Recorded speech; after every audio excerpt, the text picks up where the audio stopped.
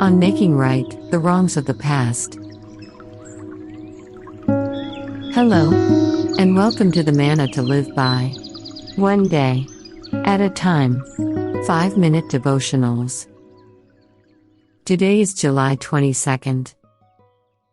Today's reading is from Luke, chapter 19 and verse 8.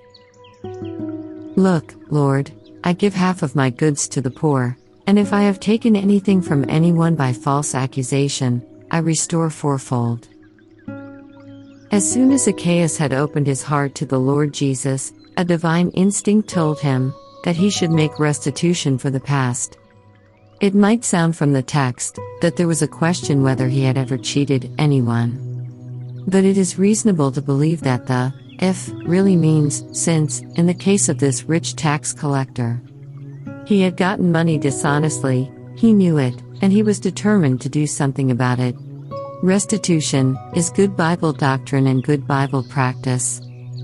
When we are converted, we should restore to the rightful owner things we have taken wrongfully. Salvation doesn't relieve a person from making right the wrongs of the past.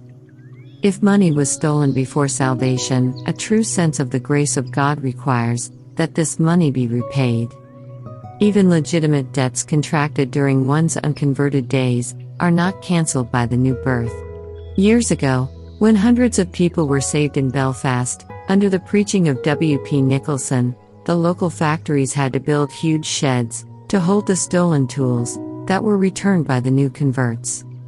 Mammoth warehouses would be needed in this country to house the loot taken from the armed services alone.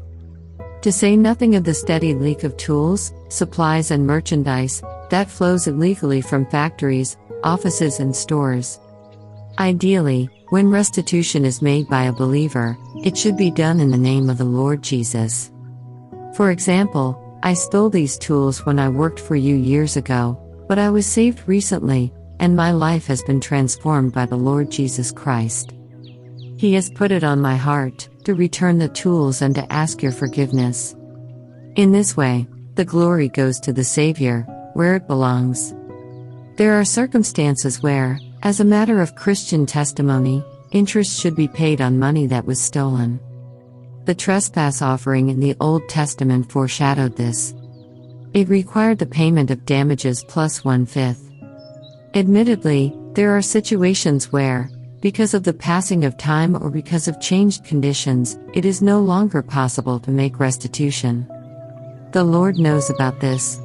If the sin is confessed, He accepts the sincere desire for the actual act. But only in those cases where restitution is impossible. Let's pray. Lord, thank you for the grace that opened my heart to the Lord Jesus. I pray, Lord, that you reveal to me if I would need to make restitution for any wrong I might have committed in the past. In Jesus' name, I pray. Amen.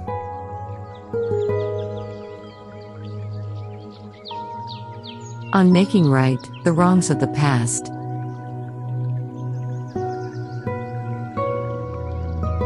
Today's Manna, originally written by William MacDonald. Adapted and developed as Manna-to-live-by, 5-Minute Devotionals for YouTube by John Benjamin. For previous day's devotionals, please click the channel link given in the description box below. Thank you, and to God be the glory.